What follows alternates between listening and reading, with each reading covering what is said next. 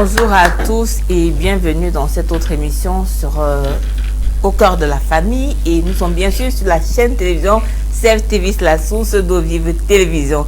Alors plusieurs sont sur la porte ou alors la porte d'entrée du mariage, mais ne sont pas encore mariés.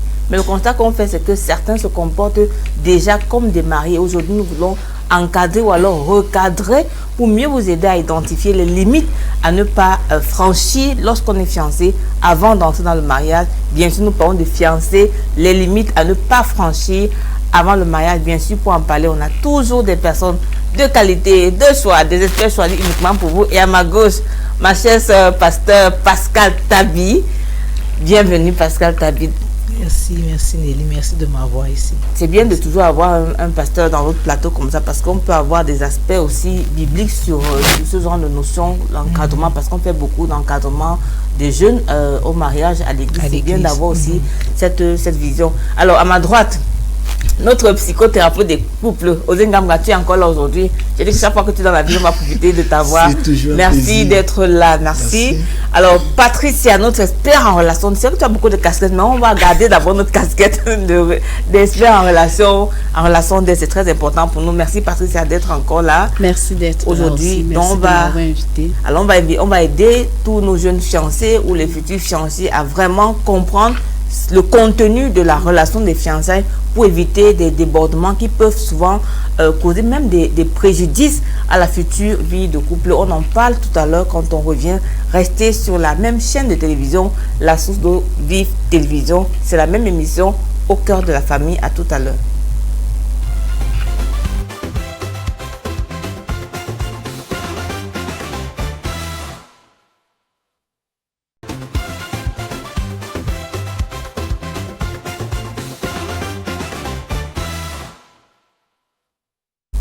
Alors, je vais demander directement avec toi, parce qu'à partir nous parlons des limites à ne pas franchir. Est-ce que tu penses que les jeunes qui sont engagés dans la relation de fiançailles sont vraiment conscients du fait que les fiançailles n'aboutissent pas toujours au mariage? Quand on les voit fonctionner et dans une certaine liberté de faire un peu comme s'ils étaient mariés, est-ce que tu penses que dans leur esprit, ils sont conscients du fait qu'il peut arriver que les fiançailles n'aboutissent pas au mariage? Comme tu dis, quand on analyse la manière avec laquelle beaucoup de jeunes, que ce soit chrétiens ou non chrétiens, se comportent pendant les fiançailles, on a l'impression qu'ils sont en train de faire un pré-mariage, si je peux dire ça comme ça. Donc, ils se comportent comme des personnes qui sont dans une maison et le salon, c'est les fiançailles et puis la chambre, c'est le mariage. Donc, pour eux, c'est que on est déjà dans la maison.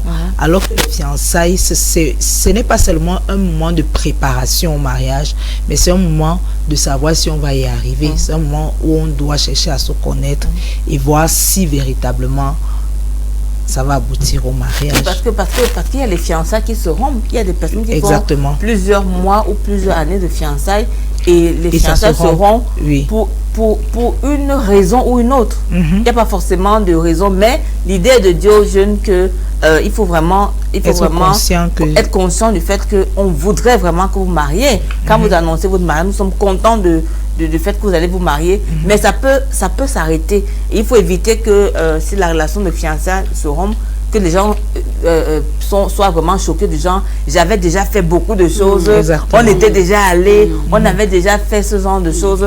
Alors, les fiançailles qui se rompent, quelles sont quelques raisons qui peuvent faire ensuite que les fiançailles se rompent?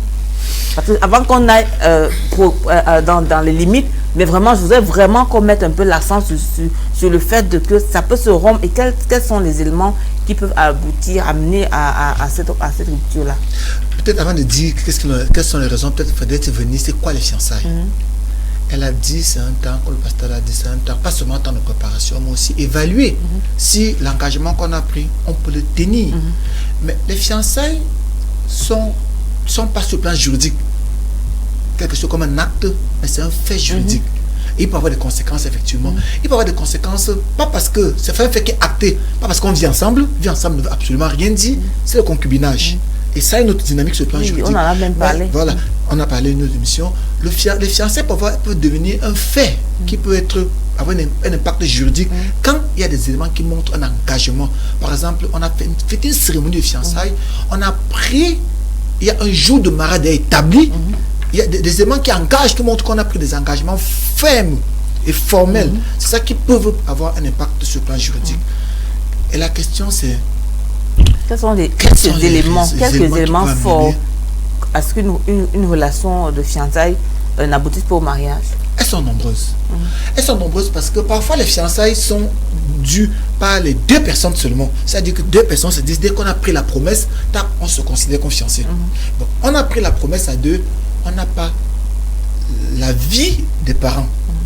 La vie des parents peuvent plus ou moins impacter la décision finale de se marier parce qu'il y a des parents, et il y a des éléments qui font en sorte que soit le parent peut avoir une ascendance forte sur le conjoint, soit on peut avoir des raisons réelles. C'est-à-dire qu'au-delà de ce qu'on a dit aux parents, peut-être on a un lien de parenté, peut-être c'est qu'on a on a fait l'engagement sans avoir fait les examens prénuptiaux qui peuvent susciter que le mariage se rompt parce qu'effectivement, on n'a pas pris, on s'est engagé par rapport à nos émotions, on n'a pas tenu compte de l'impact médical de notre engagement ou bien que l'impact par rapport aux enfants, ça peut être une raison. Ça peut aussi être qu'on rencontre qu'il y a des incompatibilités. C'est-à-dire que j'ai vu une jeune fille qui m'a plu et dans nos attitudes, à première vue, on est d'accord, mais dans la dynamique d'évolution du couple, on se rend compte que peut-être on n'est pas si proche que ça, peut-être on a des éléments on n'a pas peut-être les mêmes valeurs, peut-être je suis engagé chrétien, je me rends compte que même comme il est à l'église, il est attaché à sa tradition, peut-être je peux penser que, peut-être comme j'ai vu un homme qui était un serviteur à l'église, mais peut-être je me rends compte qu'en fait c'est un homme qui est paresseux, c'est pas l'église, c'est un homme qui est une femme qui est paresseuse, des incompatibilités.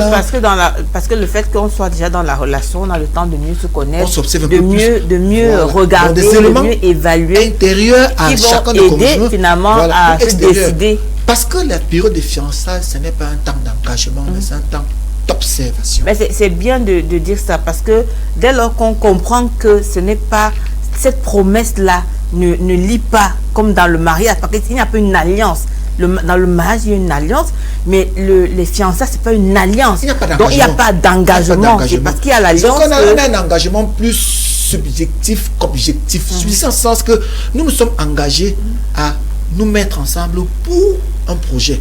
Alors que dans le mariage, on n'est plus dans un projet, on s'engage dans un projet avec des responsabilités établies. Bien établies, il faut simplement les dire. Lors des fiançailles, c'est deux partenaires qui sont encore en train de négocier le projet. Effectivement. Alors Patricia, est-ce que le fait que plusieurs fiancés effectivement vivent une relation un peu comme le pasteur Tabi parlait de prémarital, c'est-à-dire vraiment un peu comme si ils sont des est-ce que c'est pas une des raisons n'est pas le fait qu'aujourd'hui on a beaucoup de couples de fiancés qui ne sont pas engagés dans un suivi, qui ne sont même pas accompagnés pour qu'il y ait vraiment des aînés ou des mentors qui les aident vraiment à comprendre le contenu et comment avancer?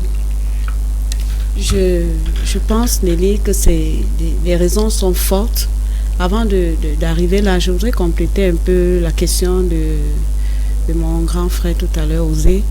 Hier, j'ai une amie qui a eu les fiançailles rompues, je crois, à moins d'un mois, parce qu'elle découvre à moins d'un mois que le gars était marié. Donc, apparemment, l'épouse était partie pour une raison qu'on ne maîtrise pas. Et ça faisait des années. Et pour lui, c'était un dossier classé. C'est-à-dire, il justifie le fait que le dossier est classé. Et quand elle m'en a parlé, je lui ai dit que maman, si tu as déjà menti ici, je ne connais pas le nombre de choses qui t'a menti. Donc, elle a été obligée de rompre. Donc, il y a aussi cette raison, le mensonge. Quand tu découvres un mensonge, des choses qu'on cache et qu'on découvre. Donc, ça vaut vraiment le coup de rompre ces fiançailles. Dans l'église, dans notre église, puisque nous parlons dans le cas de l'église, beaucoup de fiancés ne sont pas accompagnés dans le fond. J'ai aimé l'intervention de Osé tout à l'heure qui a dit qu'il y a de la définition exacte de fiancé et la différence avec les fiancés et les mariés. La plupart du temps, on s'engage, on ne connaît même pas les différences. On s'engage, on se dit à partir du moment où on a dit oui, c'est même déjà mon épouse. Surtout que plusieurs ont même des bagues de fiançailles. Donc ça peut même déjà donner l'air d'être de l'alliance. Donc du coup, ils vivent comme si... Il a des décisions. Et dans certaines familles, quand tu annonces déjà que tu es fiancé, les parents se désengagent des responsabilités. Ça veut dire qu'on considère que quelqu'un a pris une autre place. Donc c'est tout ça qui fait en sorte qu'il y a beaucoup de dérapages, beaucoup de débordements. Et donc je pense qu'il doit y avoir des personnes qualifiées qui puissent vraiment encadrer des jeunes à respecter le cadre de fiançailles. Parce que si tu vis mal tes fiançailles, tu vivras mal le mariage. Et il faut vraiment être bien encadré. Au point où quand tu t'engages, que tu sois sincère dans ce que tu peux faire. Parce que quand les fiançailles sont bien faits, je pense qu'on réfléchit encore. À un moment, on se réévalue. Parce qu'on se rend compte que c'est plus costaud que ce qu'on croyait. Et on se réévalue. Donc, il est important, et je veux même dire indispensable, d'encadrer des jeunes qui se préparent dans une relation de couple, qui considèrent qu'ils veulent aller loin.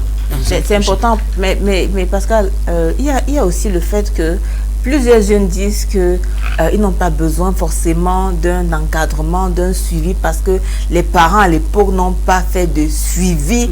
Pourquoi aujourd'hui on va avoir des modules de formation, parler pendant plusieurs mois.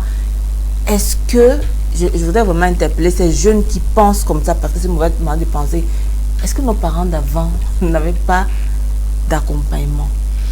Dire que les parents d'avant n'avaient pas d'accompagnement, pour moi c'est exagéré, parce que avant, dans notre culture, avant qu'une jeune fille ne se marie, on l'envoyait quelque part, peut-être chez une maman dans la famille, pour que la maman l'encadre, pour qu'elle essaie de regarder, d'être plus regardante. Parfois ce n'était même pas sa mère, même. Parfois ça pouvait être quelqu'un d'autre.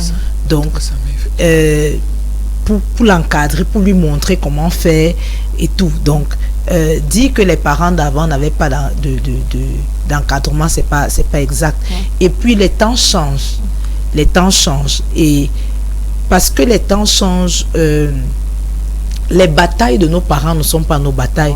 Ce que nos parents ont vécu, c'est pas ce que nous vivons aujourd'hui. Et il y a un peu plus, il faut même regarder au niveau de la femme, par exemple, il y a un peu plus d'émancipation au niveau de la femme. Le problème, à l'époque de nos parents, le problème de soumission n'était pas un problème, parce que c'était quelque chose qui était, si je peux dire, facile. Mais de nos jours, il faut enseigner la soumission. À l'époque, certains pères étaient vraiment responsables, ils savaient comment prendre soin de leurs enfants, de leur famille. Mais maintenant, comme beaucoup de gens sont à la recherche du gain, il faut enseigner, prendre le temps d'enseigner aux hommes que être un père, être un chef de famille, il ne s'agit pas seulement de pouvoir financièrement. Donc, les époques sont différentes, les mentalités sont en train de changer, et on ne peut pas continuer comme à l'époque de nos parents. Mais puis je rajoute, et j'aime ce que tu dis, et je rajoute simplement que c'est-à-dire que la différence aussi avec nos parents, c'est que aujourd'hui on a un cadre formel de formation.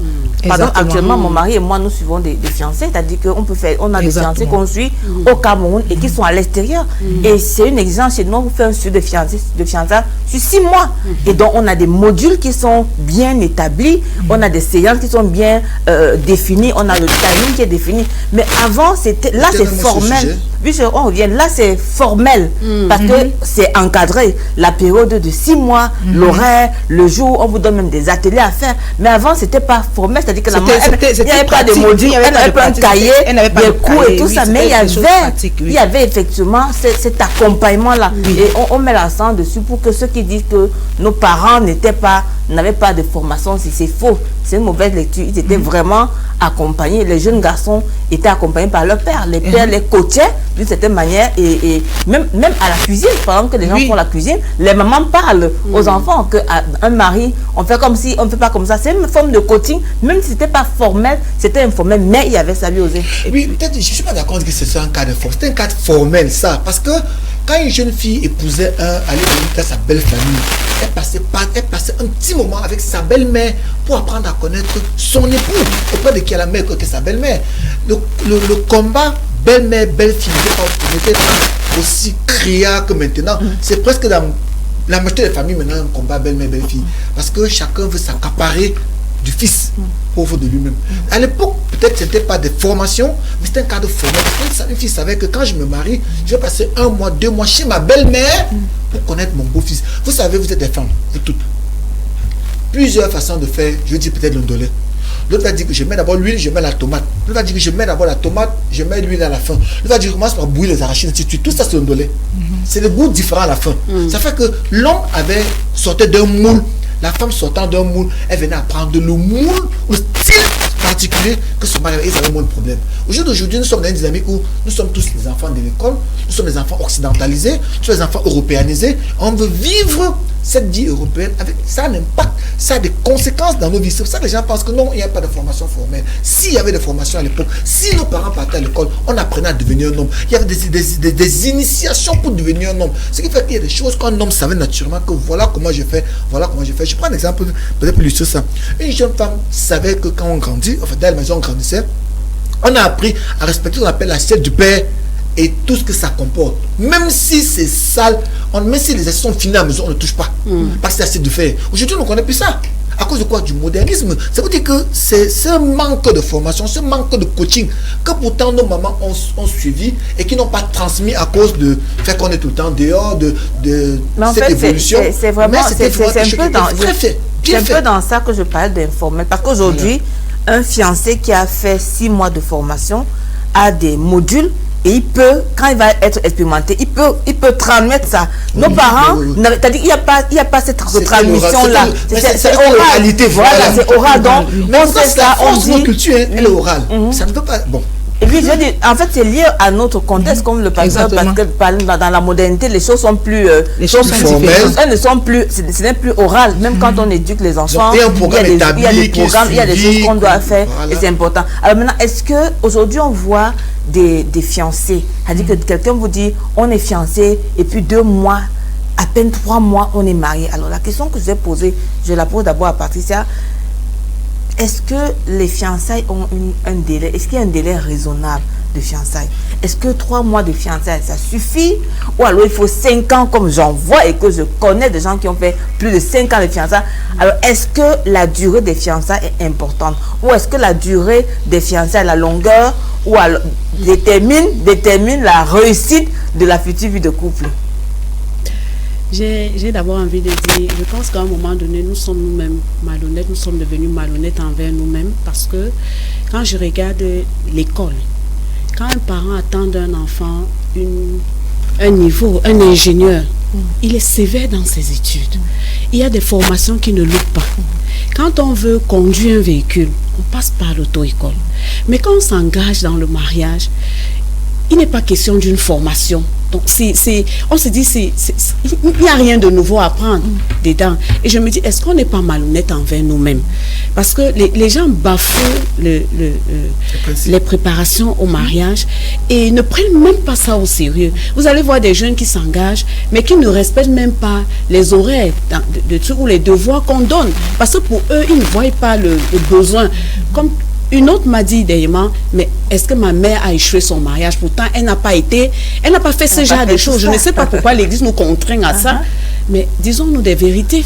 Est-ce que les mamans, là, on connaît même vraiment la réalité des mamans? Est-ce que les mamans étaient émancipées comme nous aujourd'hui? Est-ce que les mamans avaient cette liberté d'affronter le père? Mais est-ce que nos mamans étaient des femmes fortes et indépendantes? Non. Aujourd'hui, on a trop de femmes fortes et indépendantes. La femme moderne, la femme traditionnelle, c'est compliqué. Et on ne veut pas vivre la vie de nos mamans. Hein. Non, on veut se marier comme nos mamans, mais on refuse de vivre la vie de nos mamans. Et ça devient très compliqué. Donc, je pense qu'on doit être honnête et se dire, si je veux aller loin, aussi vrai que quand j'ai voulu aller loin, j'ai fait mes études avec sérieux parce que je visais un but. Aussi vrai, si je dois aller loin dans mon mariage, je dois prendre ça au sérieux. Je dois rencontrer des experts qui doivent m'enseigner sur c'est quoi le mariage, comment vivre le mariage et le véritable mariage. Maintenant, je pense qu'une période dépend de chaque établissement. Toi, chez toi, ton mari et toi, vous décidez de 6 mois. Il y en a qui peuvent, oser, peut-être chez lui, c'est 1 an, peut-être ailleurs, c'est 2 ans. Donc, si j'ai foi en l'établissement de Madame Nana, alors je m'allie au nombre d'années, ou alors à la durée chez eux. Parce que ce qui est important pour moi, c'est d'y arriver. c'est la même chose quand on veut l'école, le bon pour nos enfants. Quand l'établissement dit que c'est 9 mois, on fait. L'enfant doit être là à 6 heures, n'est-ce pas? Les parents se plient pour que les enfants soient là à 6 heures. Quand même à la rentrée, la pension a augmenté, on bavade beaucoup, mais on fait la pension. Parce on connaît qu'il y a du bon là-bas. Donc, quand on a confiance, on veut le meilleur, on cherche le meilleur et on paye le prix pour ça. Donc, je pense que se dire soi-même que je me donne 3 mois, c'est être malhonnête envers soi. Donc, si je vais vers quelqu'un et que ça dure ces 6 mois, alors que je m'applique et que je m'aligne à faire 6 mois exacts pour bien faire. Et on peut même échouer et reprendre l'année, je crois. On peut, mais oui, si un couple qui en cas peut décider que vous n'êtes pas encore mature. Si après 6 mois, on se rend même compte que, en fait, vous étiez dans la formalité parce que vos dates, vous les bouleversez. Il peut vous dire, nous estimons que vous n'êtes pas prêts. Maintenant, quitte à vous de partir, mais c'est bien que chacun sa responsabilité. Donc, je pense que par rapport à la durée, c'est important selon les personnes qui vous encadrent. Si vous avez fait confiance à ces gens, pliez-vous à ce qu'ils ont mis, le package qu'ils ont mis et la date, le timing de ça. Et à ce moment, soumettez-vous à leur décision finale. Parce que 6 mois ne veut pas dire que 6 mois tu te maries. Parce qu'il y en a avant de s'engager, on y a calculé 6 mois et on fait sortir les billets de mariage. Bon, oublions qu'après 6 mois, le couple leur dit que vraiment il y a des soucis. On ne pense pas que... Justement. Pourquoi? Parce qu'on s'engage comme si on est déjà marié. Or, on est dans une période d'observation et les choses peuvent changer.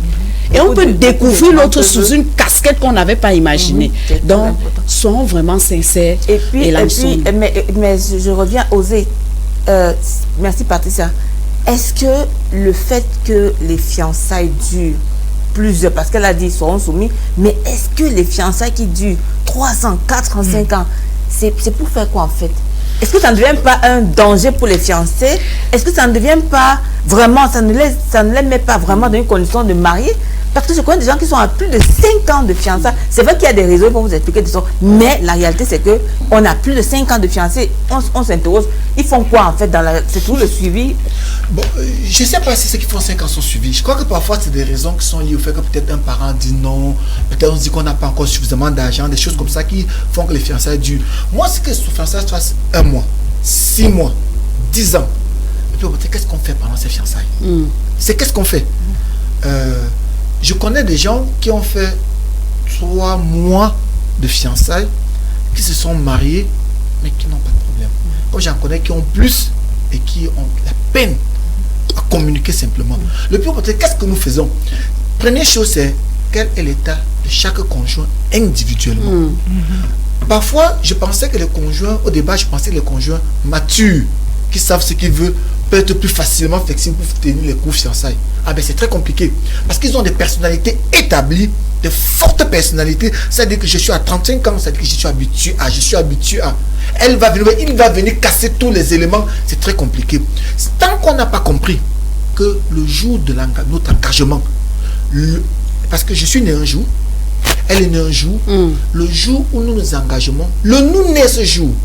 Le je meurs, le nous naît. Tant qu'on n'a pas compris que nous allons fonctionner avec le nous, on n'est pas prêt pour se marier. Même pour la fonction qu'on va faire. Parce que le plus important, c'est nous amener à comprendre. Et je dis souvent aux gens, qu'on partage souvent, le mariage, c'est un état d'esprit. Donc, quand on est dans les fiançailles, si on n'est pas disposé à challenger ou changer notre état d'esprit, on n'a rien fait. C'est vrai que plus on long, plus c'est compliqué. Parce qu'une proximité n'est d'une manière ou d'une autre. Une proximité est dans de fil à aiguille, on tombe facilement dans des choses qu'on peut regretter plus tard. Parce que même dans les fiançailles, on doit être prudent. J'ai la grâce que quand j'étais fiancé, j'ai un ami qui m'avait dit lui il est tombé parce qu'ils sont allés ensemble dans une maison, on est dans la même chambre. Première nuit, ils ont pu s'en sortir.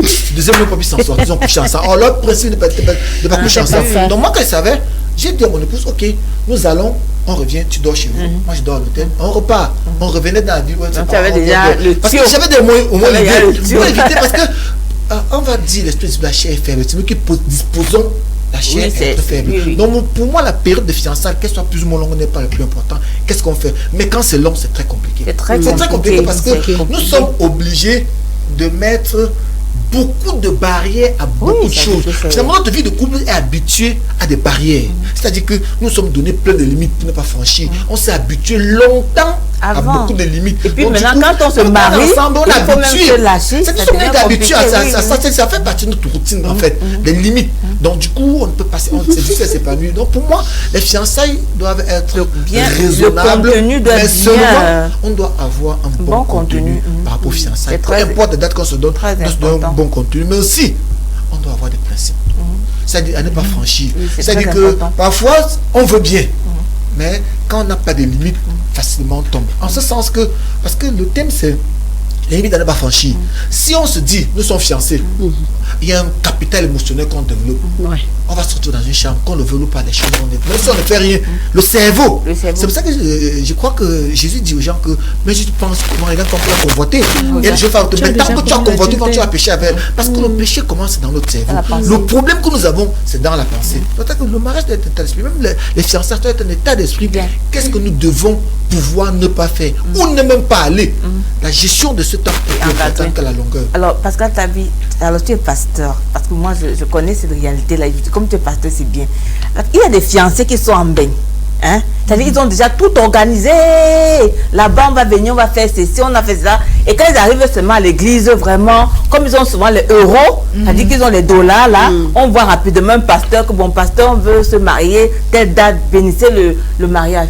Est-ce que cette manière de faire est bien? Parce qu'il y a des églises où on accepte ça, où les gens viennent d'Europe, parce que dans nos communautés, parfois on a le suivi. Il y a des communautés qui organisent le suivi de 3 mois, mais il y a aussi des communautés qui, bien qu'il y ait ce suivi, il y a des voyageurs, comme on les appelle généralement, et qui ont des euros bien gardés, qui arrivent directement comme ça, et qui voient le pasteur, qui parle bien, et puis ça, on annonce que dans 2 semaines, dans 3 semaines, il y aura un mariage dans l'église de quelqu'un qui est arrivé, ça fait 1 mois. Il a eu le temps de finaliser tout ce qu'il a commencé en bain. Et puis maintenant, le pasteur vient bénir.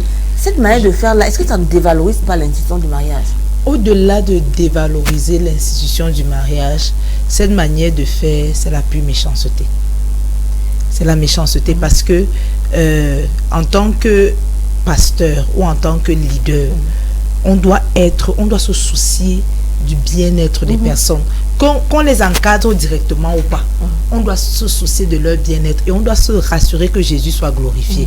Donc, c'est la cupidité, c'est la méchanceté, parce que bénir quelqu'un que, 1, on ne connaît pas, 2, on ne peut pas vraiment témoigner de leur, même de leur vie, on ne peut pas témoigner du fait qu'ils soient prêts à se marier. Voilà, on ne peut rien dire concernant leur vie.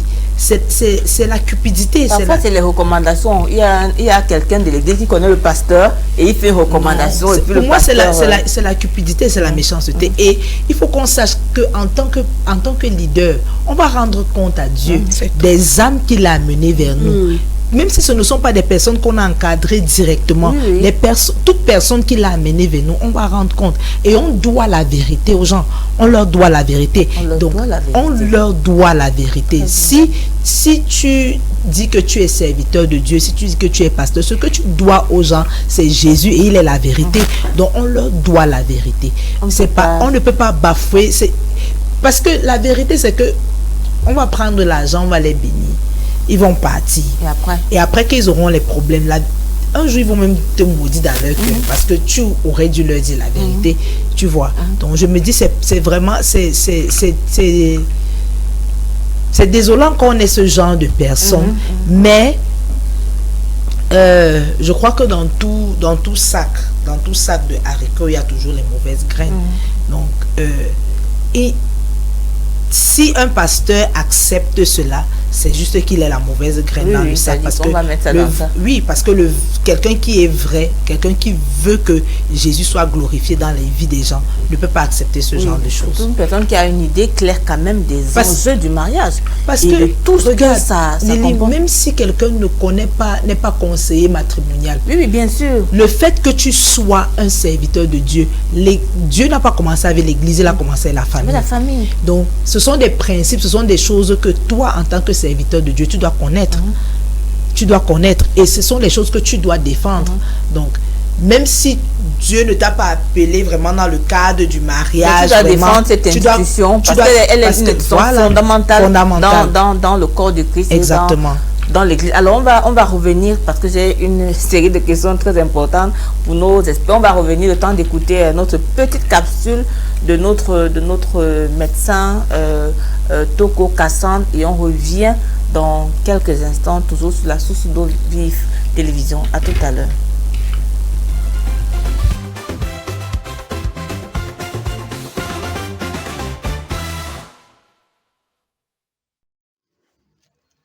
Bonjour à toutes, bonjour à tous, bienvenue à notre rubrique santé. Alors aujourd'hui, nous allons parler de l'importance de faire de l'exercice physique, de faire du sport.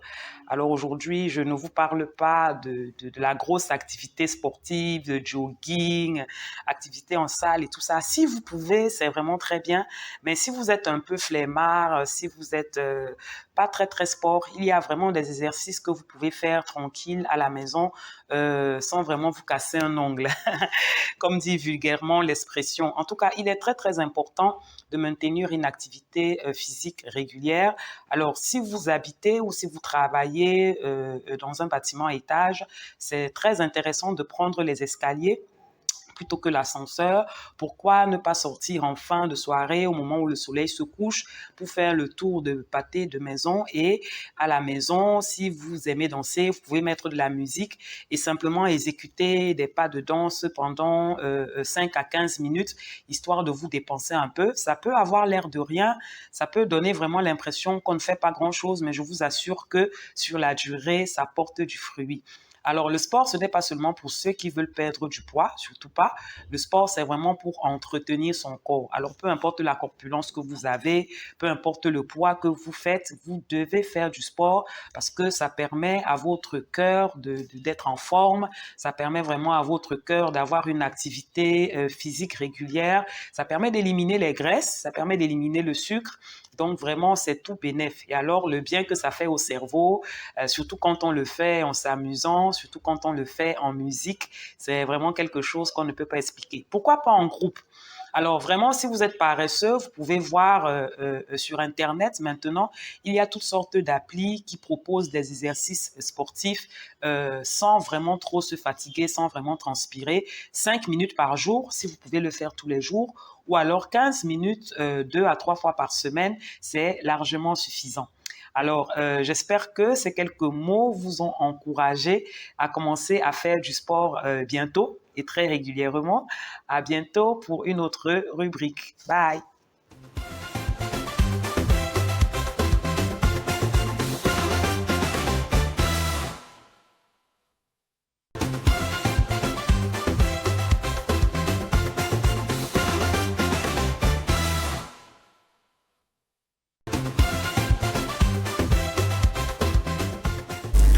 Alors, nous sommes toujours dans notre émission Les fiancés, les limites à ne pas franchir dans la période des fiançailles. Parce qu'on a bien dit depuis que c'est une période d'observation, d'encadrement, de préparation pour mieux se décider s'il faut faire le pas du mariage ou pas. Donc, c'est important qu'on s'arrête maintenant pour se demander ces limites-là. Quelles sont les limites à ne pas franchir? Qu'est-ce que les fiancés ne devraient pas faire qui sont du ressort du mariage et qu'on voit souvent les fiancés faire? Alors on veut pouvoir les recadrer, les encadrer. Parce qu'à Tabi, des choses, certains éléments que les fiancés devraient arrêter de faire dans la relation de fiançailles parce que ça n'entre pas dans cette relation-là. Okay, j'aime souvent dire que les fiançailles, c'est pas la prise en charge. Donc, oui, c'est pas la prise en charge. Donc, le fait que dès que vous êtes fiancé, tu as donné la liste que chaque mois, mon huile coûte. Mon huile coûte ceci, ma coiffure coûte ceci, ma greffe coûte ceci. Maintenant, ce n'est pas pour dire que le fiancé ne peut pas donner. Parce que c'est aussi, comme on dit souvent, c'est pendant la période là qu'on sait si tu es chichou, tu es généreux. Oui, on a eu les cas où la fille se plaint que le gars paye le taxi, demande la monnaie. Donc il paye comme ça, il donne l'argent au taxi. Alors qu'elle espère avoir le reste. Donc, et bon. Les fiançailles, c'est pas la prise en charge, c'est pas le moment où le gars décide. Bon, il peut, dans sa générosité, te donner, dans sa générosité. Mais ce n'est pas comme un droit. Ce n'est pas un droit. Elle n'a pas à imposer quoi que ce soit. Elle ne doit rien imposer.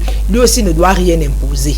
Elle n'a pas le droit de venir préparer. Tu ne deviens pas sa responsabilité. Du genre, elle prépare, elle lave tes habits, elle vient faire le ménage chez toi. On sait déjà que le lundi, elle vient faire le ménage. Le mardi, elle vient, elle part au marché, elle achète, non.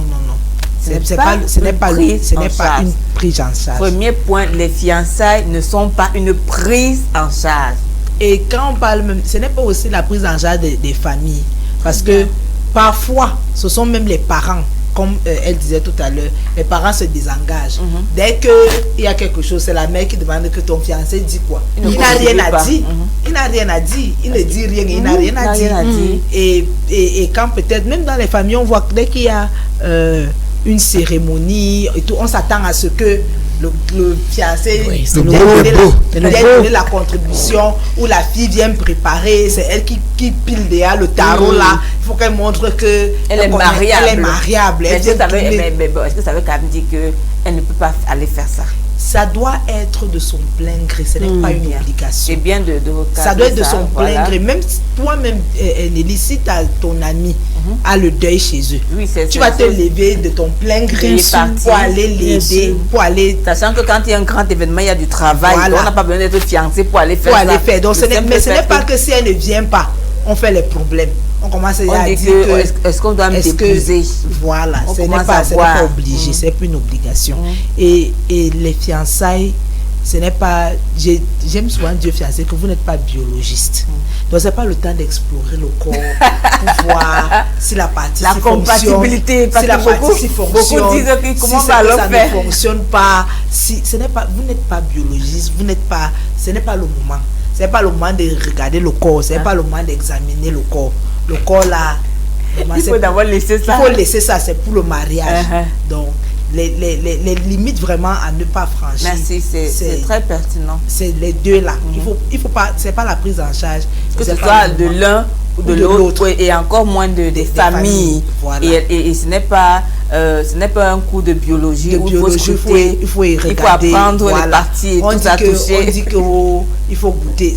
Tu es les arachides. C'est les arachides qu'on voit en route, qu'on dit que je goûte d'abord si c'est vraiment les arachides. C'est bien cuit. Après, non, tu n'es pas les arachides. Ton corps là, c'est pas les arachides. Qu'on goûte d'abord pour voir ce que ça peut marcher. Mais c'est important ce que tu dis, parce que je pense que ce genre de choses, c'est vraiment bien pour des personnes qui ont compris qu'il faut avoir des principes et qui veulent réussir le mariage et comprennent que leurs principes sont comme des garde-fous. Si une personne me respecte et comprend mon engagement, elle respectera mes principes. Donc c'est vraiment des principes qu'on est en train de se baser, parce que c'est des limites, des choses à ne pas faire dans les fiançailles, parce qu'on n'est pas encore dans le mariage et ça se fait dans le mariage. Des choses à ne pas faire, il y en a tellement. Je dirais juste de quelques je dirais qu'on ne doit pas se voir très fréquemment.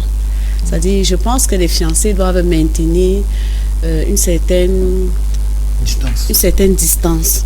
C'est-à-dire, ne pas se voir à des heures, à un jardin, dans un jardin de cadre. Et il faut vraiment se discipliner. Il faut se discipliner. Il y a des fiancés, j'ai comme souvent l'impression qu'on rattrape la vie de petite amie qu'on n'a pas vécue. Bon, on est déjà fiancés. Donc, il peut m'appeler à n'importe quelle heure, je vais répondre. On peut se voir à n'importe quelle heure et autant de fois que possible. Donc, lundi, mardi, mercredi et à tout moment, on doit se voir. C'est des choses, ça semble souvent être banal, mais ça rapproche beaucoup. Et n'oublions pas qu'il y a un feu qui s'est enclenché, que ce soit chez l'homme, que ce soit chez la femme. Paul a dit, si vous brûlez, mariez-vous. Donc, il y a un feu. Et au fur et à mesure que vous voyez, vous activez le feu. Ça grimpe. Et on va se retrouver en train de faire des choses qu'on n'avait pas prévues et qu'on n'avait même jamais pensé. On va se retrouver dedans. Donc, il est mieux de prévenir que de se trouver en train de chercher le moyen de guérir. Donc, on peut se voir parce qu'on a un projet qu'on est en train de regarder, mais tu parles vraiment d'encadrer cette fréquentation, qu'elle ne soit pas... Vraiment, que ça ne devienne pas la vie de mariée, un désir de tout le moment. Et faire attention aux horaires, au moment, au lieu. C'est très important. Et même les raisons. Vraiment, tu me manges, j'ai rêvé de toi toute la nuit. Chérie, est-ce qu'on peut se voir non, vers 18h, c'est mieux. je veux te voir pourquoi? Parce que j'ai rêvé de toi, j'ai envie de te voir. Là, ça devient compliqué. On ne se voit pas parce qu'on doit aller chez Osé, par exemple, pour l'encadrement. On a une rencontre et on peut profiter de nos moments de rencontre. On se voit, on cause et tout ça. Donc, évitons vraiment des choses qui vont nous mener là où on n'avait pas pensé. Vous ne pouvez pas aller au restaurant. Non, pas du tout. Vous pouvez le faire. Non, pas vraiment d'encadrer ça parce que cette proximité, tout le temps, c'est très dangereux. En fait, ça vous expose. D'autre part, il y a le fait de dormir sous le même toit. Certains fiancés se sentent libres. Comme on a parlé, on se déplace, il y a eu deuil. Le pasteur a dit qu'il y a deuil et puis tu dois aller piler le tarot. Maintenant, il y a la chambre de couple. Parce que puisque tu es déjà là comme une épouse, on te considère comme une épouse. La famille te considère. Vous avez la chambre conjugale. Et maintenant, quand vous retrouvez, quand vous prenez ce genre de risque, on ne fait pas confiance à chair. Parce que ce qui va se passer là, tu n'auras même pas imaginé. Donc je pense qu'il y en a même parfois qui vont jusqu'à chez le conjoint. Chez le fiancé. On se permet d'aller chez le fiancé. On va faire un genre de choses là-bas. Et si la nuit tombe, on dort. Ce n'est pas mauvais. Donc je dors au salon, tu dors dans la chambre. N'oublions pas que ce n'est qu'un mur qui nous sépare. Et il y a une porte. Soit au salon. Oui, bien sûr. Le matin, soit on était tous au salon, soit on était tous dans la chambre. Qu'est-ce qui s'est passé? Ce qui est sûr. Et c'est parfois des choses qu'on ne peut pas rattraper. C'est parfois des blessures qu'on ne peut pas guérir de ça. Donc, évitons... Surtout, Patricia, ce genre de relation, et comme je disais toujours au début, beaucoup ne savent pas que la relation peut se rompre. Parce que quand on s'est autant investi et qu'il y a des choses qui arrivent comme ça et que la relation se rompt, imaginez une fille qui était vierge et qui s'est dit je vais me donner souvent à mon mari et que dans les fiançailles il arrive qu'ils aient un rapport sexuel comme ça par incident et qu'elle perd sa virginité et puis maintenant le mariage n'a pas lieu. Et maintenant comment tu fais pour expliquer que tu n'es plus vierge? Pour expliquer ça. Et je veux m'amener loin en disant plus tu connais ton partenaire, plus tu rallonges le jour du mariage. Parce que quand il t'a déjà découvert, est-ce qu'il est encore pressé? Disons-nous des vérités. S'il a la possibilité de te consommer, comme on a parlé des arachides tout à l'heure, tu te fais passer pour des arachides et que tous les temps on goûte. Quand tu as trop goûté un repas, Nelly, quand tu sais, tu ne manges pas, tu ne peux pas remarquer ça. Tu as tellement goûté à la cuisine que tu attends le soir. Donc ce repas-là ne te dit plus rien. C'est exactement ça qui se passe. Et je connais même pour chuter l'histoire d'un frère qui a rompu le mariage. Le jour même du mariage. Lui, il a rompu le jour du mariage parce que la veille, la dernière nuit avant le mariage, la soeur a débarqué là pour une situation. Et puis, le pire s'est produit. Le gars avait des valeurs qui les a préservées. Il a dit, je ne peux pas cautionner ça. Si tu m'as poussé jusqu'ici, tu pourras me pousser encore plus loin. Mais le gars là, on doit le vérifier, Patricia. On doit le vérifier. Pousser comment? On l'a pas quand même violé. On l'a pas violé ce gars. Tu vois, quand je parle par exemple de ce cas, on peut voir, on peut lire ça très loin comme ça, mais on peut aussi lire quelqu'un qui avait des valeurs. On a parlé d'une fille vierge qui découvre subitement qu'elle ne l'est plus à cause de son fiancé. Quand elle entre dans ce mariage, est-ce qu'elle a encore la même appréhension du fiancé? Je parle de ce cas pour dire, il y a des choses qui s'effritent. Il y a même on épouse un homme parce qu'on se sent en sécurité avec lui. On pense que c'est celui qui va nous aider à aller loin dans nos valeurs et dans nos principes. Mais à un moment donné, si ce genre de choses paraît, on commence aussi à douter sur lui. Parfois, ce n'est même pas vrai, mais le fait est là. Donc, je parle de ça pour dire, évitons des choses qui peuvent nous amener dans les regrets. Et puis si on doit faire 1 an de fiançailles sans sexe, sans relation sexuelle, c'est quand même un entraînement. Parce que dans le mariage, il peut y avoir des situations où on n'a pas d'intimité sexuelle. Pendant 2 ans, il y a des couples, il y a des maladies, il y a de la distance. Donc, si vous n'êtes pas exercé, parce que 6 mois, 1 an, vous avez vécu la chasteté, ça va être compliqué d'expérimenter la chasteté dans le mariage. Dans les cas où il n'y a vraiment pas moyen d'avoir de l'intimité sexuelle. Merci Patricia. Alors, osez des choses à ne pas faire dans le mariage, parce que, dans les fiançailles, parce que c'est du ressort du mariage. Peut-être un mot par rapport à la sortie, pour dire que quand on dit 1 an de fiançailles, on supporte un an de chasteté. On n'est pas marié, on ne supporte pas. On est encore dans la phase d'avant-mariage. Donc on n'est pas des fausses, on dit qu'on apprend. Moi je prends que le fait d'apprendre à ne pas être avec à se contenir au mariage, c'est quand l'épouse accouche. C'est ce qu'on apprend à se contenir. Mais en dehors de ça, pour les fiancés, vous ne vous contenez pas. vous êtes encore en phase de zéro. Le fait, même si on n'est pas fiancé, il y a une contenance. Parce qu'à un moment, on n'est pas fiancé, la position de célibataire. Non, il n'y a pas comme ça. Vous commencez à subir. Même un célibataire doit se contenir. Parce qu'à un moment, c'est ça que je veux dire. Je dis que le fiancé est exactement comme le célibataire. C'est-à-dire que ce n'est pas que je fais une forme. C'est la même chose que tu faisais hier. Et donc certaines barrières sont brisées. Pour moi, non. C'est bien dit certaines barrières. Voilà. On n'a pas dit toutes les barrières. C'est pour ça que pour moi, je ne veux pas aller sur on ne fait pas ça, on ne fait pas ça, on passe sur des principes. Pour moi, qu'est-ce qu'il faut faire pour ne pas la période de fiançailles? C'est se donner des principes et des valeurs. Non, en fait, ce que nous voudrait, c'est aider les fiancés qui vivent un peu comme des mariés à comprendre des choses qu'ils ne devraient pas faire. J'ai bien compris. Le pasteur a fait un large éventail. Elle a continué. Mais je dis que tout ça rentre dans des principes et des valeurs qu'on se donne. Parce que pour les hommes, s'ils sont... j'ai travaillé en couple, la fille en Belgique ou au Canada. C'est clair qu'ils n'auront pas tout ce qu'on a énuméré là. Ils n'auront pas ce genre de choses. Parce que même pour les familles, la fille va venir au Cameroun, il n'y a pas ça qui va arriver. Mais, vous savez qu'ils appellent vidéo. Il y a les nudités vidéo. Donc, c'est des principes et des valeurs. Parce qu'on va dire, ok, d'accord, on n'a pas couché ensemble. Mais on a fait pire. Oui, bien sûr. On a fait pire. Parce que j'ai envoyé des photos de nudité. On s'est auto-masturbé. Chacun pas la... On appelle ça quoi? Pas l'appel vidéo, tout ça. Donc, c'est des principes et des valeurs qu'on se donne. On doit avoir des principes élevés. Nous sommes dans l'intelligence chrétienne, mais des principes basés, christocentrés, comme on dit. C'est-à-dire que si dans ma dynamique, parce que même au cas tout à l'heure, l'homme qui se plaint, donc c'est vrai qu'on va dire que l'homme est plus sensible à ce qu'il voit, mais il a un problème de principe de valeur lui-même.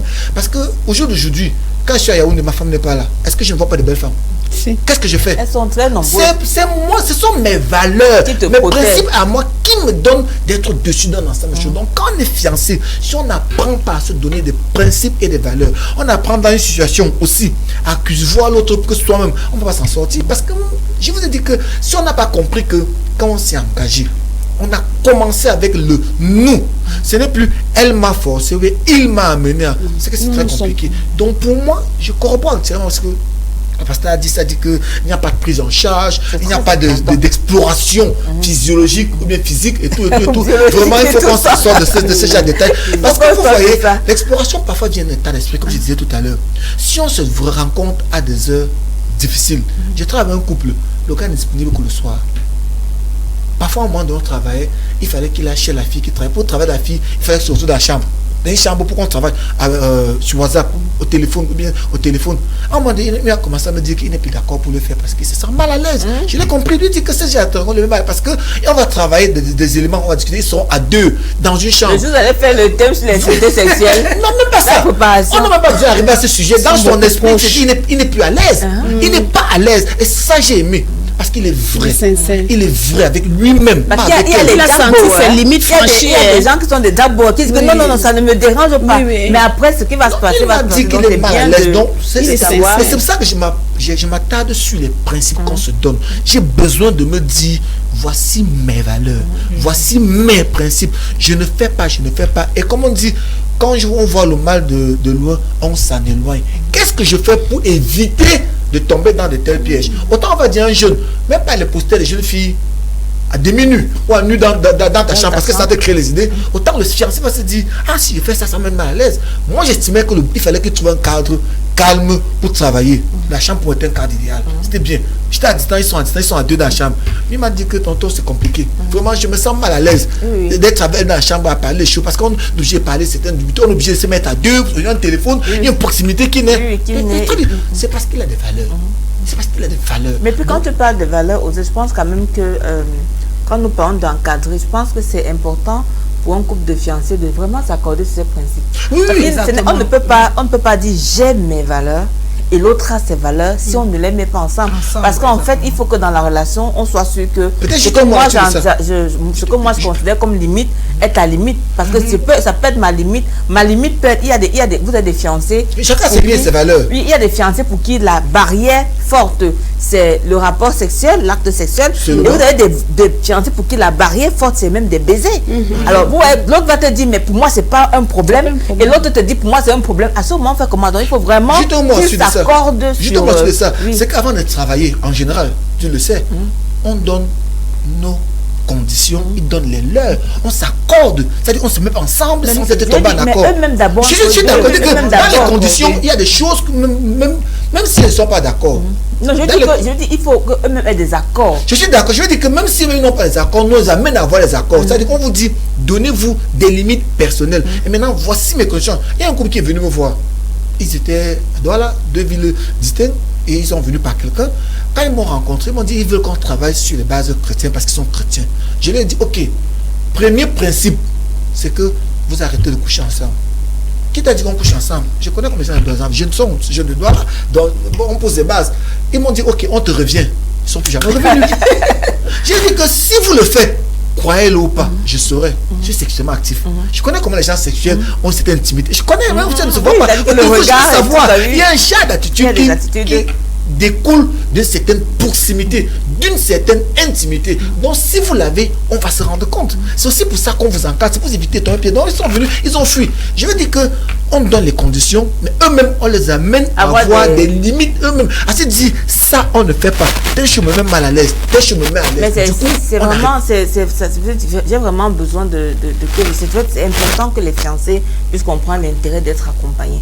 Parce qu'il y a des questions sur lesquelles vous-même à deux, vous ne pouvez jamais mettre le doigt dessus.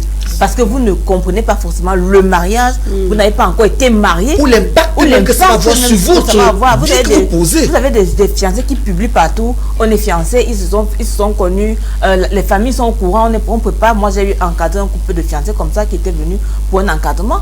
Et moi, simplement comme ça, je voulais poser la question, vos communautés, le gars me dit je suis de telle église, la fille me dit je suis de telle église, et puis je ne leur demande pas là-dessus parce que les fiancés étaient déjà connus dans les familles et les deux se préparaient normalement. Et moi, je leur demande, bon, vous allez dans un mariage et vous allez aller à l'église où? La fille dit, elle est née dans cette église, elle n'a pas l'intention de sortir. Voilà. Et le gars me dit, il est né dans cette église, il n'a pas l'intention de sortir. Vous partez dans un mariage où vous êtes déjà divisé dans les l'élément essentiel qui est spirituel, vous n'avez pas posé. Je leur dis, prenez le temps de réfléchir parce que je ne vois pas comment dans un mariage, vous allez vous lever le dimanche, la femme va dans son côté, le mari de son côté, et quand il y aura les enfants, vous allez rentrer dans des tiraillements. Oui, bien sûr. Moi, je veux les enfants. Et je leur dis, allez réfléchir. Et c'était fini. Est-ce que tu es dans la division? Entre-temps, vous voyez, c'est-à-dire que l'encadrement est important parce qu'entre-temps, les familles étaient déjà dans... Nos enfants sont fiancés parce que... ça n'avait pas de... Ce n'était pas un problème. Eux-mêmes, c'était pas un problème. Pourtant, c'était le véritable problème. En fait, dans l'idée du gars, il se disait automatiquement la fille va le suivre. Bien sûr. Et dans l'idée de la fille, c'était quelque chose qu'il fallait négocier que le gars la suive. C'est pour ça que Nelly, ce que moi je suggère généralement aux jeunes, c'est avant d'aller vers les familles, commencer l'encadrement dès le départ. Donc, toi-même, le garçon qui veut aller vers cette fille, pour aller parler, cherche à te faire encadrer par un aîné.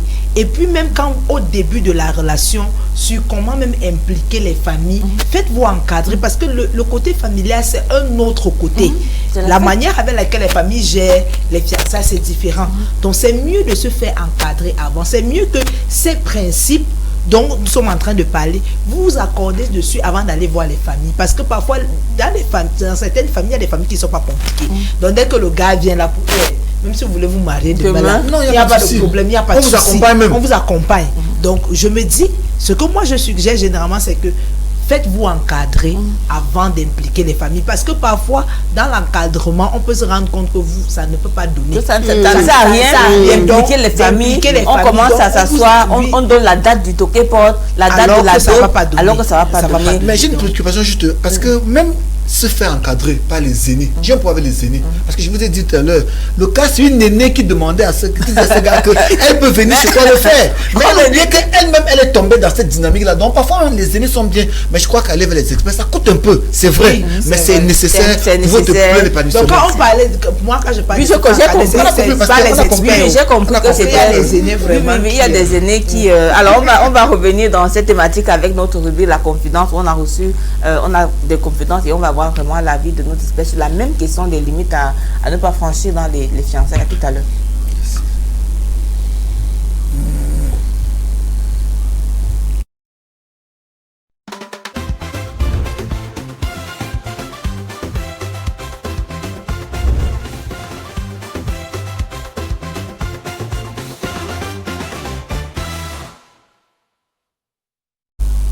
Alors, la confidence de ce jour, vous êtes bien dans l'émission Au cœur de la famille sur la source d'eau vive télévision. Alors, notre confidence du jour. Bonjour coach, je suis fiancée depuis 1 an et demi. Notre relation se passe bien et nous envisageons de nous marier dans les prochains mois. Seulement, mon fiancé me propose que chacun de nous contribue pour que nous achetions un terrain qui lui a été proposé et qui est une bonne opportunité. Je sais qu'avoir un terrain, c'est bien, mais je ne suis pas rassurée, d'autant plus que ce terrain, selon ses dits, devrait porter son nom, car selon lui, il sera le chef de famille.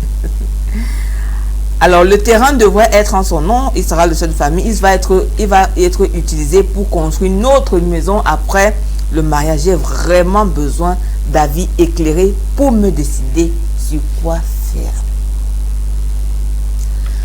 Alors, il y aura des peut-être je vais répondre rapidement comme un homme. Moi, je dis, elle a raison de se méfier. Elle a raison d'être prudente. Parce que, même mariée, j'achète un terrain à mon nom, je ne sécurise pas le terrain. Même mariée, le terrain que j'ai à mon nom, au nom de mon épouse, ça veut dire que demain, après-demain, si je ne suis pas là, personne ne peut l'utiliser sans son autorisation. Donc, ils ne sont pas encore mariés. Ils ont un projet individuel. Excusez-moi, c'est un projet individuel. Elle a raison d'être inquiète. Parce que je conseille même aux mariés d'acheter. Vous savez, je veux dire une chose qui va choquer le pasteur. Le meilleur régime matrimonial, c'est bien séparé. C'est pas bien commun, malheureusement. Sur le plan juridique. Le meilleur régime, c'est bien séparé. Parce que ça permet que les biens, si l'homme fait une activité, ou si l'on ne pas fait une activité qui est à risque, on ne tape pas les biens de la famille. Quand c'est bien commun, ça veut dire que ce que l'autre a, c'est moi, ce que j'ai, ça veut dire que si j'ai une activité à risque, les biens de la famille seront attaqués. Parfois, nous sommes mariés bien communs. Mais quand on prend du recul, le meilleur régime matrimonial, surtout pour ces activités libérales, c'est bien séparé. Donc, pour ce cas, elle a raison d'être inquiète. Ouais, précisons que c'est l'avis de notre psychothérapeute. Non, moi, je parle de c'est un avis technique. Voilà, non, elle n'est pas choquée. Je me suis marié sur ce régime, mais véritablement, quand on fait une étude juridique, on se rend compte que c'est pour protéger la famille, c'est mieux. Mais pour elle, elle a raison d'exiger que son nom soit sur l'acte. Parce que, comme on a dit, ça peut capoter. Qu'en sera-t-il? Elle aura perdu son investissement. Jusqu'au jour du mariage, on n'est pas sûr que ça peut marcher. Elle a créé un concept mariage. Donc, tant qu'on n'a pas pris l'engagement formel sur le plan, au moins devant le maire, ça ne sert à rien de commencer à faire des choses. Et même s'ils sont mariés, pourquoi pas le nom de la femme? Même les enfants, pourquoi pas? Ça sécurise davantage. Parce que demain après-demain, l'un peut ne pas être là. Si c'est lui comme son nom, il n'est pas là, qu'est-ce qu'il en est? Elle a perdu le bien. Parce que Tabi, elle fait confiance à son gars. Quelle confiance?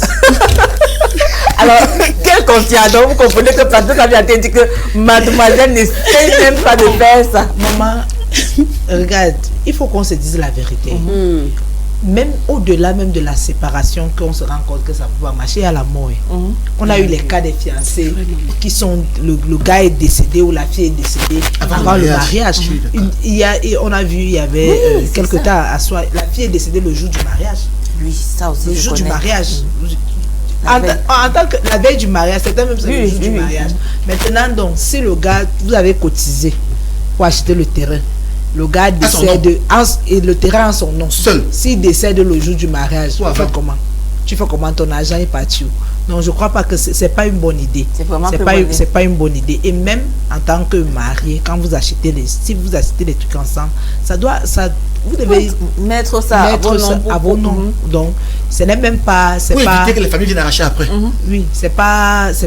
Elle a raison d'être inquiète. Il n'y a rien encore qui délie. Il n'y a rien. Ça peut s'arrêter. Donc depuis 1 an et demi là, ils sont encore ensemble là, ils n'ont encore rien. Ils ne sont pas encore mariés, donc c'est mieux d'attendre que ça se concrétise. Tu es d'accord avec ta vie? Oser et Pascal ont déjà tout dit. Je voudrais juste ajouter que on s'est dit depuis le début que il y a les choses pour les fiancés, il y a les choses pour les mariés. Alors acheter un terrain ensemble, c'est les choses des mariés. Et je pense qu'en tant que fiancé, si on doit prendre un élément du futur pour mettre dans le présent, c'est courir un risque énorme qui sera le sujet de beaucoup de problèmes plus tard. Chacun garde son argent. Vraiment, s'il veut trop ce terrain, ce n'est pas mauvais. Il y a des hommes qui se marient avec des maisons. et dont la femme vient vivre dedans. Non, ce n'est pas mauvais s'il achète un terrain qu'il pense que sa famille demain peut vivre là-dedans, mais qu'il en achète.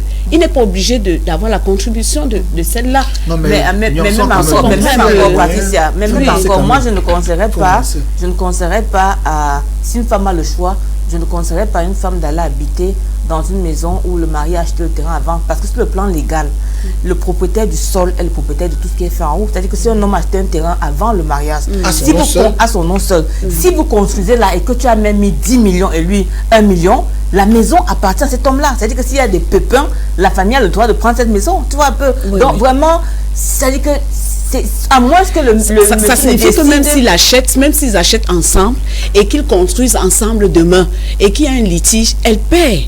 Non, elle ne perdra pas parce qu'il y a le nom, les titres fonciers. Non, je suis en train de dire s'ils achètent maintenant, selon leur pronostic. Ah oui, non, s'ils achètent au nom du gars, c'est ça qui est pas là, c'est vrai. Si tu achètes au nom du gars, il y a un problème.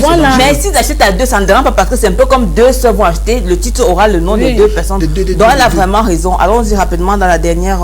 Alors bonjour Côte, depuis que je suis fiancée, les parents de ma fiancée sont très sympathiques envers moi et j'apprécie énormément. Seulement, j'ai l'impression qu'ils veulent abuser de ma générosité. Ils m'ont souvent sollicité financièrement pour les difficultés qu'ils avaient et je n'ai pas manqué de contribuer financièrement à la mesure de mes capacités. Il y a peu de temps, ils m'ont appelé, me sollicitant encore pour que je donne un certain montant pour soutenir le voyage du petit frère de ma fiancée qui va à l'étranger. Ils disent que ce montant sera déduit de la dot. Que je devrais payer le moment venu le père. Je suis très embêtée par leur demande. Je me demande si cela va s'arrêter une fois mariée car je suis épuisée par le trop plein de sollicitations. Je n'ai pas envie d'investir financièrement pour ce voyage et j'ai besoin de vos conseils. Ma première question, c'est que la fille dit quoi? Bon, on n'a pas mis. Parce que j'aime ta question. La fille dit quoi? C'est sa famille. Le gars ne peut pas.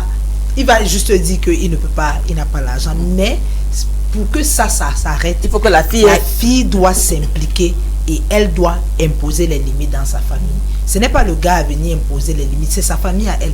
Ce n'est pas le gars qui va vers la famille pour dire que si vous avez des besoins, appelez-moi, je suis le beau-fils. C'est-à-dire qu'il y a une brèche que la fille a vraiment donc, qui a été ouverte. C'est la fille qui est responsable de ça. C'est elle qui doit mettre des limites. C'est elle qui doit vraiment...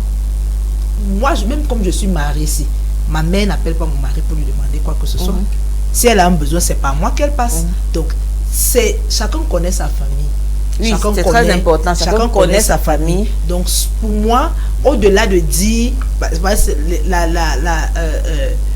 la logique est simple. Il n'a rien à contribuer dans le mariage, dans le voyage du frère. Bon, le père a quand même dit que l'argent qu'il va donner là, on va déduire ça de la dot. Donc, si la dot était 3 millions, nous tous on sait que si la dot était 3 millions, vraiment quelque chose à dire dans très bien. Il y a des oncles qui viennent parfois qu'on ne connaît même pas. On ne connaît pas. Nous tous on sait ça. Donc, ce qu'il est en train de dire là, le jour de la dot, il ne sera même pas à côté. Personne ne va même lui donner la parole. Il va même pas un papier pour l'écrire pour dire que j'ai voilà, donc ce n'est pas qu'il laisse, qu'il ne donne pas. Mais mon souci, c'est la fille.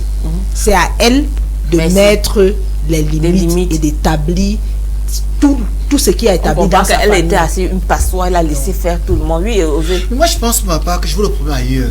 C'est que elle a parlé quelque chose tout à l'heure, précédemment, elle a dit il est bon de se faire accompagner. C'est le Macabo qui a accepté, le Manioc qui a peut-être parce que le Manioc l'a accompagné, il ne teste pas le tarot. Il a commencé à vouloir être le beau des beaux. Maintenant, il souffre de ce qu'il a commencé. Moi, je pense que même dans les principes et des valeurs, c'est de se dire jusqu'où je peux aller dans ce que je veux faire dans ma belle famille. C'est pas une prise en charge. C'est qu'il a ouvert la porte, maintenant il est soufflé. Il faut qu'il trouve quelqu'un qui peut l'aider à dire non sans froisser. Parce que quand on commence à faire le lien entre les 5 francs que tu donnes et la dot, c'est un piège. Oui, et ça, c'est le chantage émotionnel dans lequel il a besoin d'être accompagné pour sortir. Oui. Parce qu'il est fatigué, il ne veut pas faire partie. Il est fatigué. Tu es seulement en train de contribuer, donc on va te dire que faire partie l'autre. Et si tu... Exactement. C'est parce qu'il a commencé, il a ouvert la porte. Et je pense que ce jeune, au-delà de sa fiancée, parce que moi, elle-même, les deux sont les enfants, excusez-moi. Les deux sont les enfants, sens qu'ils n'ont pas... Ils n'ont pas voulu, enfin, ils ne nous ont pas commencé à poser des limites. les fiancés ne sont pas une prise en charge. Il a commencé à faire la prise en charge. Et là, maintenant, il est épuisé. Et on comprend qu'ici, il a du mal à parler au père. C'est-à-dire qu'il est gêné, embêté de parler au père. Ni au père, ni à la mère, ni à sa fiancée. Parce que dans son histoire, elle n'existe pas. Donc, il a une relation directe avec son beau-père et sa belle-mère. Elle n'existe pas du tout. Elle peut dire demain, mon frère, je n'étais pas dedans. Je n'étais pas d'accord. Mais comme tu partais avec eux, je vais faire... Comment? Ouais, c'est-à-dire qu'il faut vraiment plus partir ça. J'ai une question qui revient depuis dans mon esprit. Pourquoi est-ce qu'on s'engage même d'abord dans les fiançailles? Je pense que quand on est coaché dans les fiançailles, c'est déjà des questions, mais sur la table. Pourquoi tu veux te marier? Pourquoi tu t'engages? Et quand on voit un garçon comme celui-ci, on voit un garçon qui est à la recherche de quelque chose sur le plan émotionnel. C'est-à-dire c'est une famille où il se sent peut-être aimé. Je me dis ça. Alors il fait tout ce qu'il fait parce qu'il veut mériter cet amour. Et quand on a un déséquilibre émotionnel, on tombe dans beaucoup de pièges. On tombe dans beaucoup de pièges. Donc je pense que il est capable là où il est. Si on lui dit là maintenant, gars, donne, il va donner. Parce qu'il ne veut pas perdre l'estime de cette famille-là. Peut-être c'est la seule famille dans laquelle il se sent véritablement, ou alors je ne sais pas trop, mais beaucoup de gens s'engagent dans des relations à la recherche de beaucoup plus que ce que nous voyons. Donc je pense qu'il est d'abord bon de l'aider à comprendre. Est-ce qu'il n'a pas un vide émotionnel qu'il essaie de vouloir combler par l'affection de ses parents-là? Moi-même, Nelly, je me suis mariée à la quête de l'amour.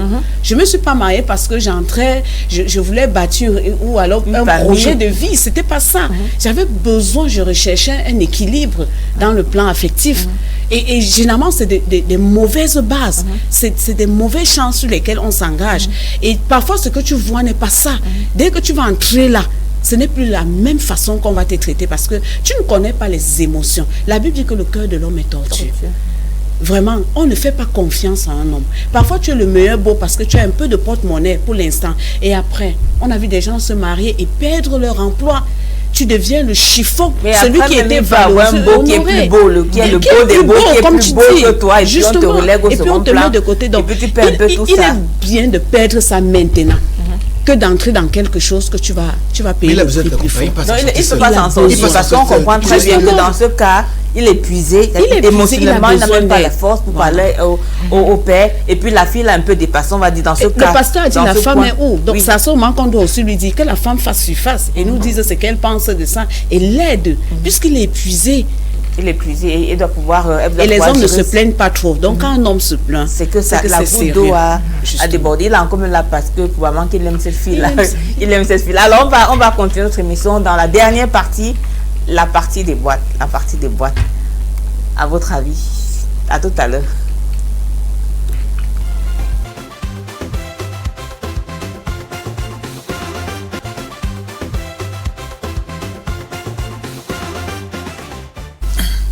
Alors, le principe est clair, vous le connaissez déjà. Aujourd'hui, des questions bien conçues pour vous.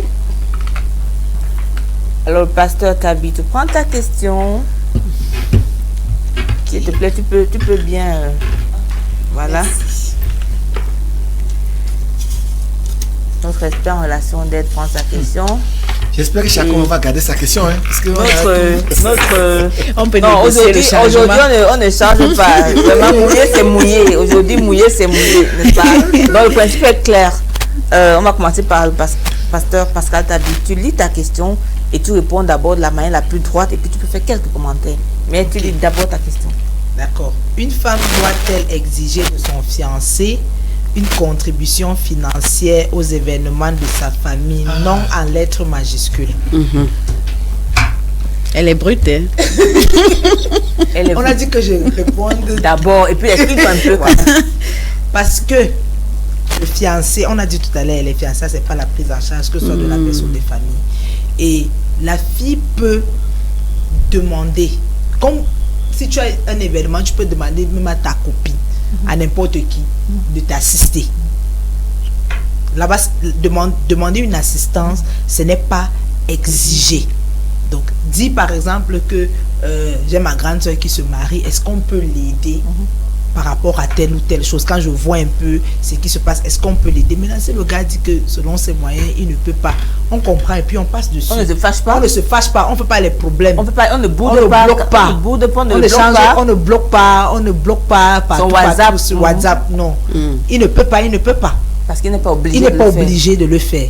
Et maintenant, de la même manière, comme si tu peux demander à ton ami, à ta copine d'aider ta soeur, et si elle te dit qu'elle ne peut pas, tu ne vas pas te fâcher.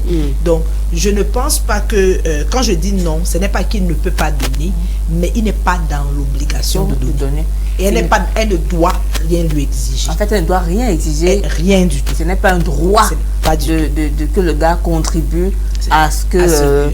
aux événements de la famille. Comme malheureux. C'est le mariage, le pasteur t'a bien dit ça. Les fiançailles, ce n'est pas une prise en charge. On va bien comprendre ça. Alors, Patricia, notre relation d'aide. Un fiancé a-t-il le droit d'imposer à sa fiancée de lui faire connaître son salaire? J'ai d'abord un mot qui m'a énervé quand j'ai lu ça, c'est imposer. Et je dis non, on n'impose rien. On n'impose rien. Mon dernier né à 9 ans et il a cette habitude depuis longtemps. Quand tu lui demandes de faire un truc, pourquoi? Il aime seulement et ça énerve son père. Et tout le temps, je suis en train de lui faire des signes comme explique-lui simplement. Donc, le gars veut connaître. Il veut comprendre. Oui, il veut comprendre. Donc, je pense que quand on a un besoin, on l'exprime et l'autre voit selon la pensée qui est derrière. Pourquoi? Est-ce que je peux connaître ton salaire? Pourquoi? Pourquoi? Donc, si ta raison est valable, j'expose. Mais si elle n'est pas valable, j'ai le droit. Tu ne m'imposes rien. Parce que ce qu'on commence à imposer dans les fiançailles continue dans le mariage. Et c'est des choses qui vont nous soumettre à un moment donné au mensonge, aux petits trucs, faire des trucs, des coups bas, des cachotteries, parce qu'on ne se sent plus libre. Tu as rencontré la fille d'autrui libre. Donc je pense qu'on doit s'engager à se sentir libre dans notre relation, de dire, de faire ou de ne pas faire. Donc il n'y a pas d'imposition qui vaille. C'est possible aussi que ce genre d'homme qui impose de savoir le salaire, en général, c'est peut-être qu'il veut calculer un peu là-dessus, parce qu'au fond, qu'est-ce que ça lui apporte de savoir ton salaire là, au point d'imposer. On est dans l'optique d'imposer. Imposer, c'est ça le mot qui choque. Il peut vouloir l'information, c'est bien, parce qu'il se dit, on se projette, on pourra avoir une idée de nos revenus. On peut se mettre ensemble. Imposer, c'est comme si il se prépare à donner une direction à ce salaire-là. Et justement, ça et puis craint un peu. Le salaire peut ne pas être trop convaincant, il change de fiancé. Parce que si oui, bien sûr, donc le risque est trop grand. Alors, allons dans ta question. Le risque est trop grand. D'accord. Un homme a-t-il le droit d'exiger à sa fiancée de faire la cuisine, les tâches ménagères chaque fois qu'elle vient chez lui? Ou alors, même programmer venir, même si c'est pas quand elle vient? D'emblée, c'est non. Vraiment, je dis non.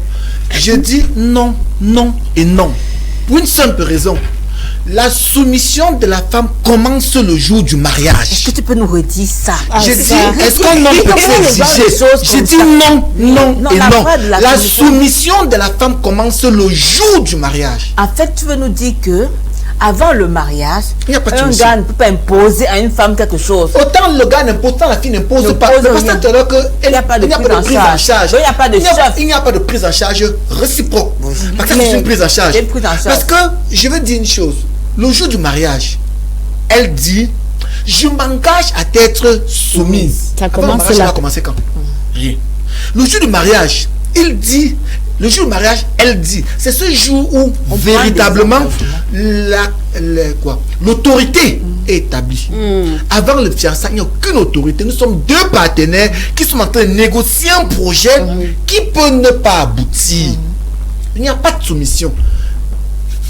C'est pour ça que beaucoup de fiancés tombent. Pourquoi on tombe? Parce que elle se comporte comme une femme, il se comporte comme le mari, et commence à avoir le problème de couple. Exactement. Ils ne sont même pas mariés sur le point de couple. Je suis marié, mais vous faites comment pour avoir ces problèmes que nous mariés on a déjà? Comment on dit pas comment? Parce qu'ils ont commencé à expérimenter la vie du mariage avant. On dit qu'on essaie. On n'essaye pas, comme le pasteur a dit, tu vas racheter là qu'on goûte. Ni l'homme. La femme ne goûte pas l'homme, l'homme ne goûte pas la femme. Parce que même le fait de dire qu'il faut qu'il prenne soin de moi, il faut qu'elle fasse ci, fait ça, c'est le goûter. comme je vais te chanter, je veux goûter ça. On ne goûte pas ça. Tu attends le jour et tu peux jouir pleinement du mariage. Aucune prise en charge, aussi bien financière de part et d'autre que ménagère.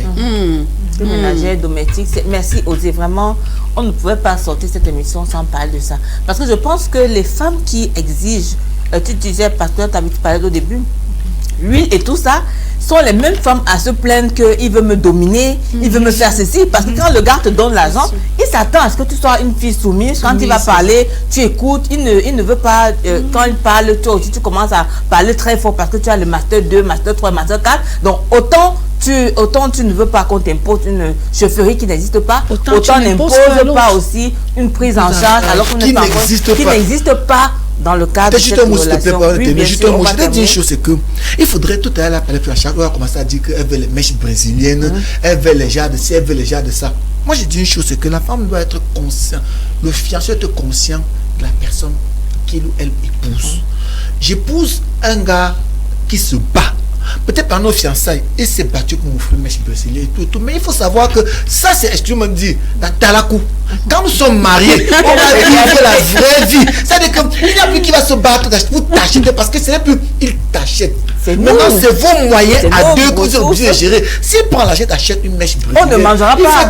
Faites conséquent qu'il ça va avoir un impact sur la ration, ça va avoir un impact sur beaucoup d'autres choses. Donc, quand on est dans les fiançailles, j'encourage les gens autant que faire se peut à commencer des choses qui vont tenir pendant le mariage. Mais ça ne veut pas dire que quand on a des choses qu'on a fait spontanément, qu'on attend que ce soit une coutume. Parce que ça a été fait par les fiancés spontanément, même par la vie du couple, ça a été fait spontanément. Dans les choses qu'on existe, que non. Vraiment, depuis que nous sommes fiancés, on ne me voit comme fiancé, je n'ai pas de nouvelles robes, je n'ai pas de nouvelles ceci, je n'ai pas de nouvelles ça. C'est très compliqué. Ça, c'est le mot des fiancés. Il est 6. Non, c'est pas pour dire qu'il ne doit pas donner, mais on exige à une certaine hauteur, on exige un changement. Mais si toi-même tu es fiancé, tu n'as pas pu prendre soin de toi et de tes ressources, c'est un problème d'attendre que ce soit un homme qui vienne changer ton apparence et payer le prix du conjoint qu'on épouse. Le prix du conjoint qu'on épouse. Alors les fiancés, les limites à ne pas franchir. Je pense que vous avez été vraiment édifiés. Un dernier mot pour sortir, Pascal Tabi. Merci d'avoir été là. Donc on prend ton dernier mot de sortie sur cette thématique. Ok, mon dernier mot de sortie sur cette thématique, c'est vraiment l'accompagnement. Je voudrais vraiment encourager les jeunes gens à se faire accompagner avant même de choisir. Merci. Après avoir choisi, faites-vous accompagner. Faites-vous accompagner. Merci Pascal Tabi, merci beaucoup. Je connais tous les sacrifices que tu as fait pour être là aujourd'hui. Merci infiniment. À bientôt, bien sûr. Parce que c'est à ton dernier mot. Mon dernier mot que je veux dire aujourd'hui, c'est nous devons se rassurer qu'on a de bonnes raisons de s'engager dans une relation à deux. Et l'autre ne vient pas satisfaire un besoin dans mon cœur, dans ma vie. L'autre ne vient pas combler ou réparer les blessures de mon passé. Et quand on s'engage avec de mauvaises motivations, on est sûr de vivre tout sauf le mariage. Donc, je voudrais vraiment interpeller les personnes qui s'engagent que ce n'est pas la meilleure option. Si on est malade, travaillons d'abord à guérir avant de s'engager. Parce que c'est des personnes équilibrées qui réussissent le mariage. Il faut être équilibré, surtout sur le plan émotionnel. C'est notre expert en relation d'aide qui parle. Merci Patricia, merci pour le sacrifice pour être là aujourd'hui. Merci infiniment. Alors, Osée, ton dernier mot avant la fin de... Comme j'ai dit, je crois que le pasteur Arraché, ce que je voulais dire, on a besoin de se faire accompagner au jour d'aujourd'hui. Parce que dans la famille, on est préparé à faire de mauvais mariages. Très souvent, on te dit que non, ton premier mari, c'est au travail. C'est pas si on a deux maris. On va te dire quand tu travailles, n'oublie pas que tu sors d'une famille. Parce qu'on a pris l'enfant comme étant une espèce de CNPS. Ça, c'est un élément. Mais moi, j'ai dit encore principe, donnez-vous des valeurs. Aux fiancés, donnez-vous des principes et des valeurs. Si tu n'as pas de principes et de valeurs, tu seras comme un feu de papier que le vent peut amener à gauche, à droite, n'importe comment. Que ce soit même par rapport aux fiancés, même par rapport à ma famille et ma belle famille. J'ai besoin d'avoir des principes et des valeurs. Et c'est pour ça que mes principes et valeurs doivent s'accrocher à celles de mon fiancé, ma fiancée, pour que nous puissions former une équipe soudée qui est capable effectivement de résister à toutes les tensions qu'ils peuvent avoir. Donc c'était le mot de clôture de fin de nos experts. Mais si on ne voulait pas terminer cette émission, il y a tellement de choses à dire, mais je pense qu'on a dit l'essentiel et probablement qu'on reviendra sur certains aspects liés à cette thématique dans les prochaines thématiques qu'on fera. Donc restez sur la même chaîne, La Source d'Eau Vive Télévision, la même émission Au cœur de la famille à très bientôt. Bye bye. Que Dieu bénisse vos familles. Amen.